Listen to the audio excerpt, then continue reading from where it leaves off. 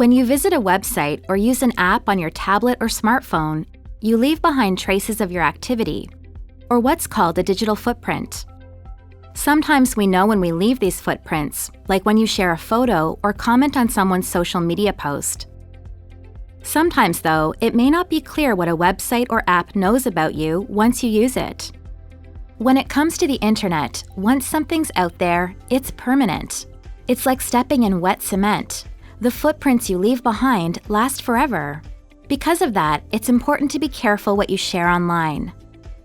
For example, you should never share personal information like credit card numbers, bank information, or passwords anywhere online, except if you are logging into your bank account or using a shopping site you trust and that you know is secure.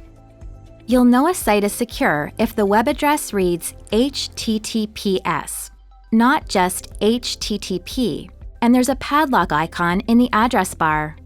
It's also important to make sure that you log out of online accounts when you're done using them, especially on shared devices like computers at a library. Just closing the tab or window isn't enough. If someone else uses the same device and goes to a page you haven't logged out of, they'll be able to access your account. You can also cover the cameras on laptops and other devices when you're not using them to reduce the impact of potential unauthorized access to your camera. You can do this with a sticky note or something similar that's easy to remove when you want to use the camera. Most computers and mobile devices also have microphones built in. You can't just cover them like you can with a camera, but there are a few things you can do to keep them secure. On a desktop or laptop computer, go to Settings on a Windows device, or System Preferences on a Mac. Then find the sound settings and turn the microphone volume all the way down to 0. Just remember you'll have to turn it up again if you want to use the microphone for something like a video chat. On a mobile device, go to Settings. On an Android device, tap Apps. Then tap the 3 dots on the right and tap Permission Manager. Now tap Microphone to see which apps have permission to use the microphone. If there is an app that you don't think should be listening, select it and adjust its permission setting.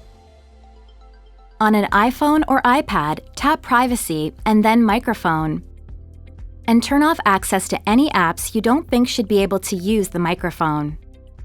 You can do the same thing with the camera too, and turn off access to the camera for apps that don't require it to work. You can also control how much your browser remembers about the sites you visit and what you do on them by using incognito or private browsing mode. When you do this, your browser will not track which sites you visit, and also won't remember any account information or passwords that you enter. Just remember that these settings usually don't stop the websites themselves from recording what you do there. This matters because websites and advertisers use what they know about your online activities to make a profile of you. They then use your profile to choose which advertisements to show you. Your online profile may also be used to influence everything from how much you pay for products and services to whether or not you can get insurance. There are ways that you can limit how much apps and websites and the companies that own them know about you. To start, you can use a browser that's designed to give you more privacy, like Firefox or Brave. You can also use extensions that protect your privacy. Extensions are mini apps that work within your browser. To find extensions on Firefox, click Add-ons, and then search for the extension you want. On Chrome and Edge, click on Extensions. On Safari, click Safari Extensions. Privacy Badger, Ghostery, and Disconnect are all extensions that will block most websites from tracking you online. There are also mobile app versions of Disconnect, Ghostery, and others that you can get for iOS or Android devices. If you're using a computer that isn't yours, like a friend's or a public computer at the library, always use private browsing if you can. If you can't, make sure to click No anytime the browser asks for permission to remember your account or password for next time. For more information on online basics, check out the other videos in this series. Visit our website at telus.com/wiseonlinebasics.